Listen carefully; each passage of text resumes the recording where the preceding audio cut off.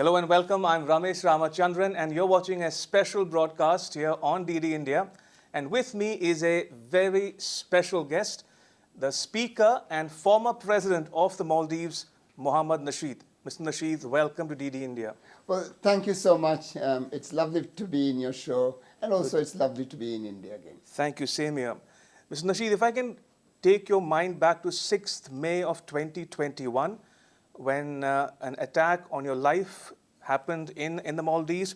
I want to begin by asking you about your well-being. Have you fully recovered from that incident? And are you fit as a fiddle and raring to go? Well, thank God I have recovered by and large. I still have numbness in some of my fingers, but it is also very rapidly improving. And of course, the scars are there. The scars will never go. And I thank all the people in India who wished me so well. And your prayers were always with me. And I thank you for that. And does it require you to go for regular medical checkups either to Germany or the UK or Well, else? it does. I'm still kind of having a check on that. But what I do is I run every day. I run every morning. Mm-hmm. So I've tried to become as fit as possible again. To see that I can again come back to normal life. Fortunately, I am okay. I don't have to see a doctor anymore, but I do visit them. So it in no way affects your ability to discharge your duties? Not now. Mm-hmm. And if I can also ask you about in the context of that attack on your life, can we now say with a fair degree of confidence and certainty as to who was actually behind the attack, and have they been brought to justice yet? Unfortunately, we can't say that.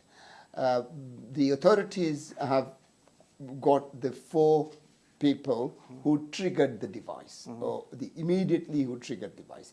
The man who triggered the device, the man who brought it, and so on. But we have not found the network. We have not found who funded it. And there's still a lot of gray area.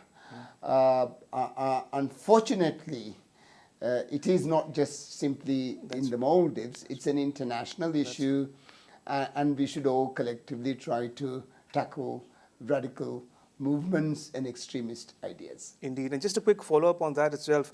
We were told that the Australian police was involved in the investigations, and the President, Mr. Solly, ordered an audit of the intelligence apparatus. So could you walk our viewers through the current status on that front as well? Well, unfortunately, we haven't found. Neither the I'm not aware of how far and how involved the Australian police were in the matter, in the investigation. But at the end of the day, we haven't. The answer to that is a very unfortunate answer, which is that we've not been yet able to uproot it. And you spoke about the threat posed by extremism, radicalism, terrorism, not only in the Maldives, but everywhere around the world. Is that a particular cause for concern for you in particular, given the fact that the situation obtaining in the Maldives today is as you mentioned, is a bit challenging? It is, and especially if people feel that attacking, harming others would give them any or whatever type of benefit they think. This is very wrong. This is very unfortunate. We must try to educate our people. We must try to rehabilitate our people. We must have proper policies, proper legislations, and see that we take care of our younger generations as well. Destitution, joblessness, that's right.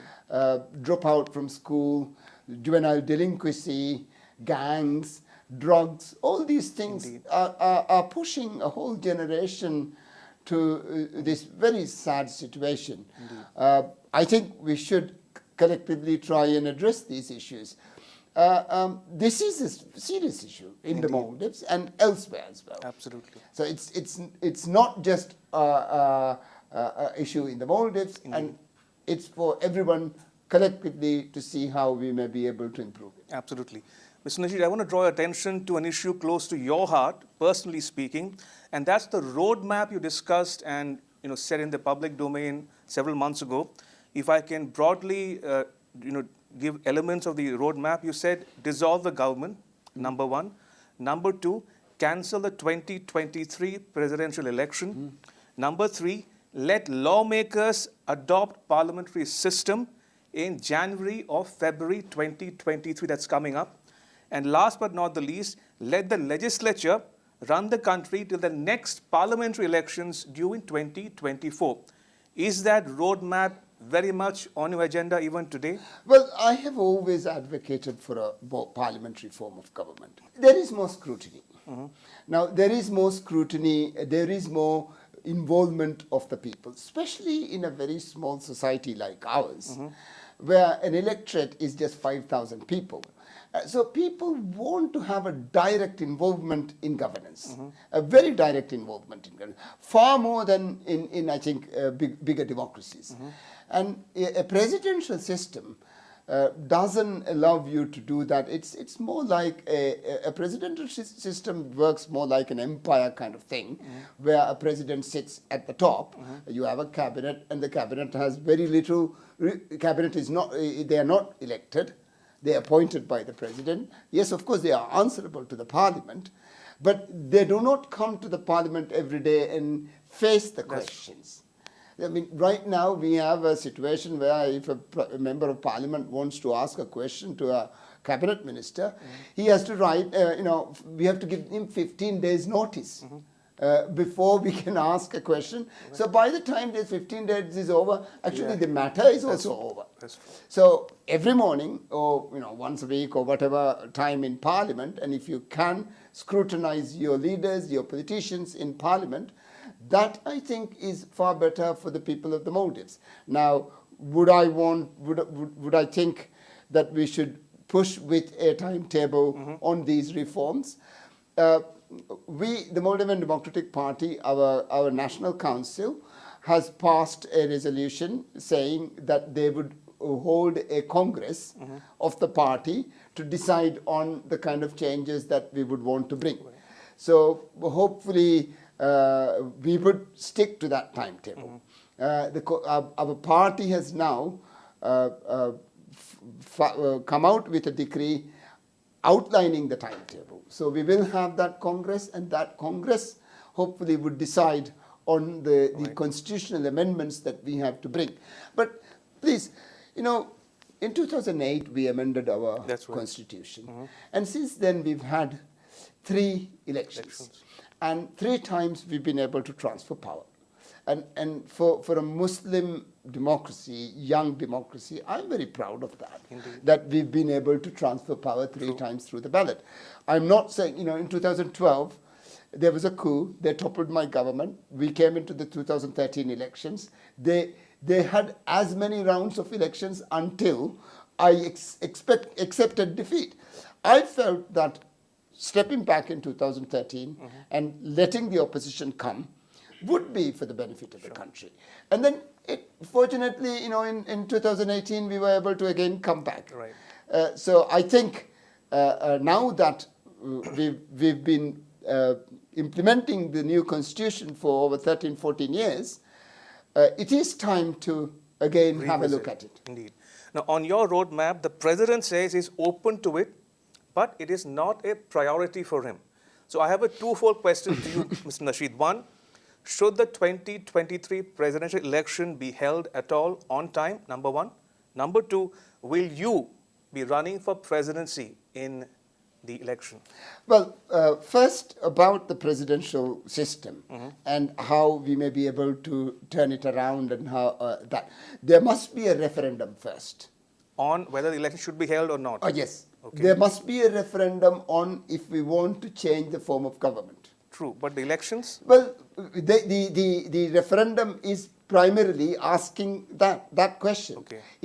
So, in a sense, what we are also actually suggesting is, instead of the 23 presidential elections, let's have a referendum. And let's the referendum decide if we would actually have the 23 elections, or we would change ourselves and go and have in 24 the parliamentary elections.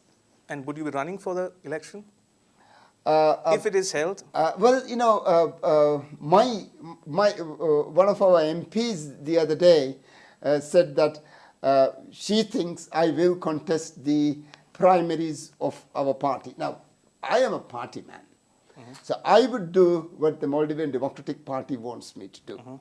And they would decide if I would be the candidate or not. And I would obey by their decision. Mr. Nasheed, I want to touch upon some of other issues concerning the Maldives and the domestic politics in the Maldives as well. First and foremost, there are lots of speculation doing the rounds about your relationship or equation with the president. Is the reports about a rift between the two of you, are they accurate? And how are your terms with the president as we speak? Well, we are all politicians. But one thing is, we all want what is good for our country. I have no doubt that the president wants what is good for the country, and I also want what is good for the country. I don't believe that we cannot solve issues amicably. I believe that we can have conversations and we can sort things out. I think a rift is too strong a word. So how would you characterize There it? are differences in opinion, especially on But nothing personal. No, certainly not. Now, one of the things that we really promised to the people was that we will look into the corruption of the former government, and that there was a huge case of embezzlement, theft, and corruption, and everything. And we haven't investigated that properly, and we have not prosecuted that. I think before we go into that, whatever election that we go, we have to do this. Right. So that is a primary concern. And also, there are a number of other policy matters, such as how would state-owned enterprises function? Do we want to keep on enlarging state-owned enterprises, or do we want to get the private sector working? Now, look at India. How far they have gone when they've gone to the market, when they've gone to the private individual, the market mechanism, instead of the planned economy that you had. Right. And we're trying to take lessons from everyone. We've been looking at smaller countries also, and I believe that's what our people thought that we would do, and that was our pledge. Right. So it's these kind of issues that we have to iron out. The other issue agitating many a mind in the Maldives as we speak today, Mr. Nasheed, is the 14th May MDP chairperson's election. Yes. There seems to be two camps. Problem is, we have an internal election. Well, it's not a problem. Now, one of the things There are two apparently rival candidates, Yes. each getting your support and another the thing, president's. apparently So is another there a thing. consent? When the president has never said that he supports either of these candidates. Okay, the president has not said this. Okay. Neither have I said it. That we support this candidate or that candidate.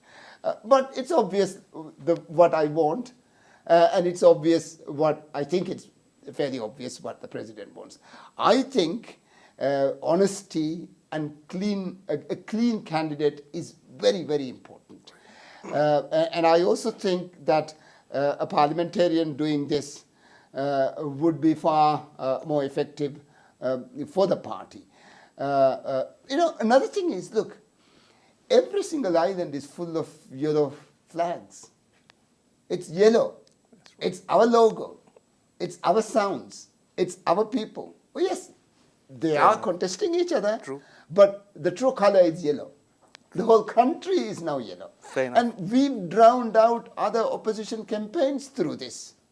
And Mr. Nasheed, you made a couple of remarks in the past few days which have created a lot of attention, not only in the Maldives but outside as well.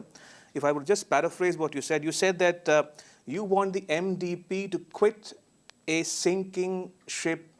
By that you mean the government, number one. Number two, you fear that the MDP might not even manage to win 50% of the seats in the next election. And that's given a suggestion to this speculation that you are colluding with some opposition parties. How would you react to that?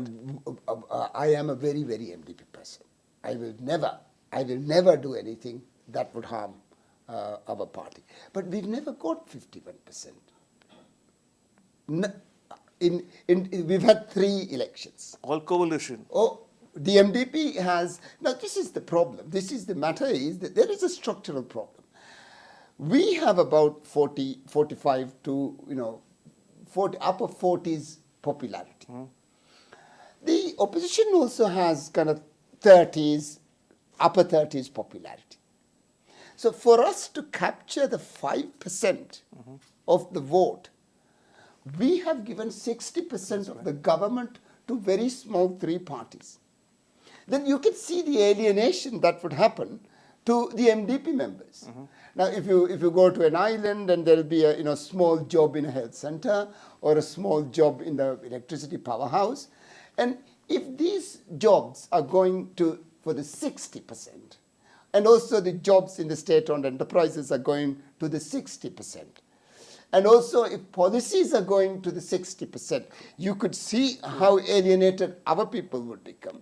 So in a sense, I feel, the government is headed by an MDP candidate, an MDP president, but it's not an MDP government. It's an alliance government. So once we move towards the 23 elections, until we realign ourselves into a new alliance, then I think it is, I am the president of the party. It's upon me to do what is best for the party. True. And we can't, if I can differentiate government unpopularity from the party, so much the better for the party. Absolutely.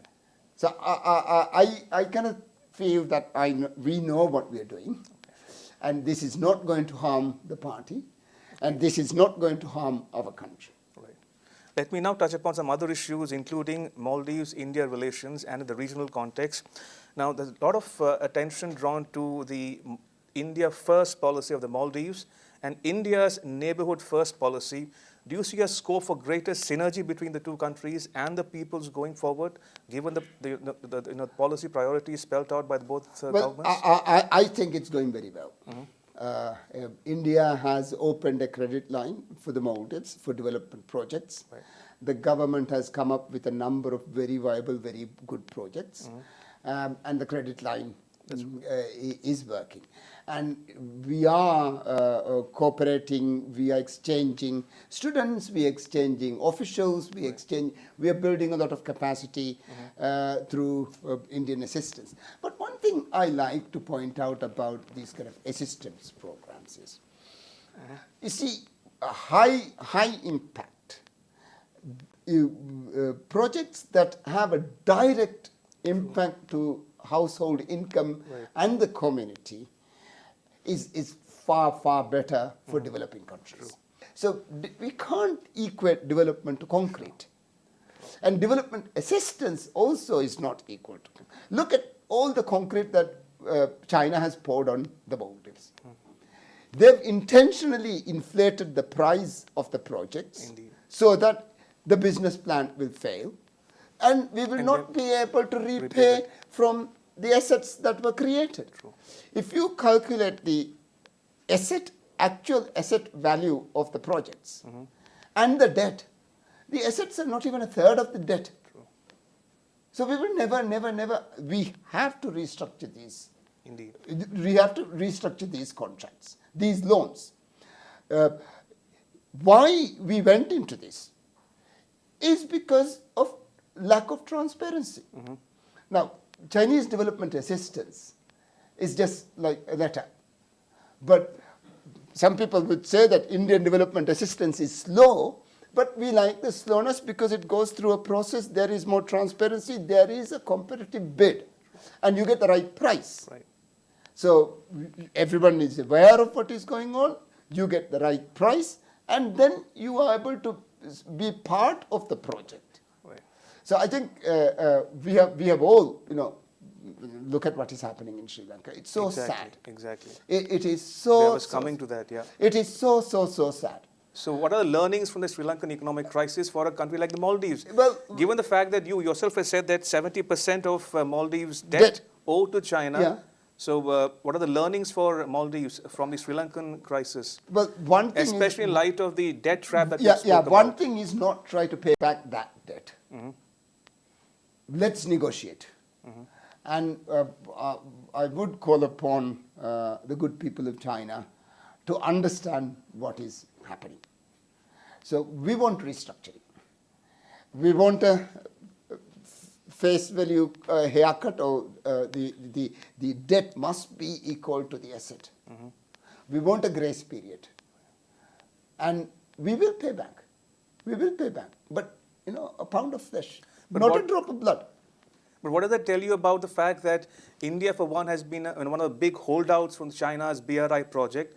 But now, in hindsight, India has been proven correct, given the fact that many countries in the region and beyond are falling into this debt trap, economic coercion. So why should countries in the region and beyond do a rethink on their signing up for the BRI, for instance? Well, they must rethink about this. Whatever they sign, it has to be that these loans have to be restructured. It has to be transparent. It must go through proper tendering procedures. It must be scrutinized by accounts committees in parliaments. So is that why you're insisting on a quote-unquote parliamentary democracy, yes, or a parliamentary oversight? We need more oversight. If we don't have more oversight, we will all. You see, I'm afraid why President Yamin found China money attractive was it was without strings, in the sense that there was very little environment impactment assessments, very little scrutiny by the parliament, and no tendering at all. And then, so it is just like he can have it, and then there'll be a building, and you spin the building. Right. But you can't always spin. To spin, you need a good grip on the ball. Absolutely. And just the last couple of questions, Mr. Nasheed. One, in the regional context, we're seeing India put a premium on its engagement with the BIMSTEC, in contrast, as opposed to the SAARC, for instance. The problem from a Maldivian perspective is you are a member of the SAARC but not of the BIMSTEC. So in your estimation, is it time for Maldives to be accepted or invited as an observer in the BIMSTEC, given the fact that SAARC remains in limbo? Well, Indian Ocean islands have to collectively cooperate, or Indian Ocean rim countries. Right. Now, the islands, Seychelles, Mauritius, Maldives, Sri Lanka, Comoros, La Reunion, all these islands are there. And then there are other rim countries, and Australia also is a rim country. I think there is a need for the Indian Ocean collective engagement, and a forum for that is necessary.